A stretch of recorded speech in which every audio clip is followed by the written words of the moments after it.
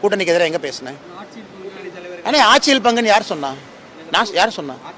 ஆட்சியில் பங்குன்னு இந்தியாவுடைய உள்துறை அமைச்சர் சொல்கிறார். நான் எங்கே சொன்னேன்னா? அவர் சொன்னதை நான் சொன்னேன். கரெக்டாக இந்த கூட்டணி நடந்து முடிந்ததில் என்னுடைய பங்கு இருக்குன்னு எங்கேயாச்சும் சொன்னேன்னா? இல்லை.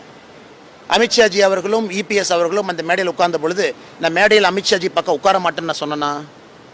அதுக்கப்புறம் 3 மாதமாக அமைதியாக இருக்கிறேன்னா?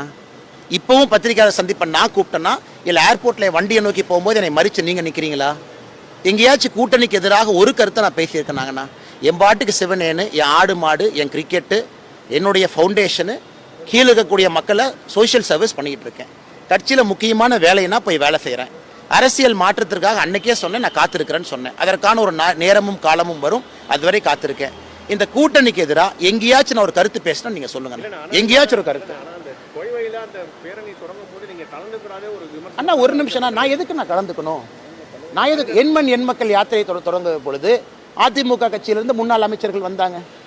இன்னைக்கு இந்த பேரணி துவங்கிய போது எங்களுடைய கட்சியிலிருந்து மாநில தலைவர்களும் இருக்கிற அமைச்சர் அவங்களும் தேசியத்திலிருந்து வந்திருக்கக்கூடிய பார்வையாளர் போயிருக்கிறாங்க. எது கலந்துக்கணும்னா அந்த கட்சியினுடைய காரியகர்த்தா, கட்சியின் சார்பாக மாநில தலைவர் போயிருக்கிறாங்க, கட்சியின் சார்பாக எங்களுடைய அமைச்சர் போயிருக்கிறாங்க, கட்சியின் சார்பாக எங்களுடைய அகில இந்திய பிரதிநிதிகள் போயிருக்கிறாங்க. இதை தாண்டி யார் கலந்துக்கணுங்கன்னா முறைப்படி யார் செல்ல வேண்டுமோ அவர்கள் போயிருக்கின்றார்கள். இல்லை என்ன இருக்கு? நான் முக்கியம்லாம் இல்லைண்ணே, சாதாரண ஆளுண்ணே. நான் எங்கண்ணே முக்கியமான ஆள்? நீங்கள் தான் நீ முக்கியங்கிறீங்க. நான் சாதாரண ஆளே வேலையை பார்த்துட்ருக்கேன். ஒன்றும் இல்லை, அந்த மக்கள் நம்பிக்கை வச்சாங்க மோடி ஐயா மேலே, கோயம்புத்தூரில் ஓட்டு போட்டாங்க. ஆனால் அழைப்பு இல்லைங்கிறது வேறங்கன்னா எங்கள் கட்சியின் சார்பாக யார் சென்றிருக்க வேண்டுமோ அவங்க போயிருக்கிறாங்கண்ணா.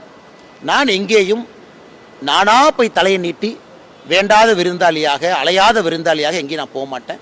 எனக்குன்னு ஒரு மரியாதை இருக்குது. விவசாய குடும்பத்தில் பிறந்தவன், சின்ன கிராமம், தொட்டம்பட்டி, 40 வீடு, ரொம்ப மரியாதையோடு வளர்த்திருக்கிறாங்க.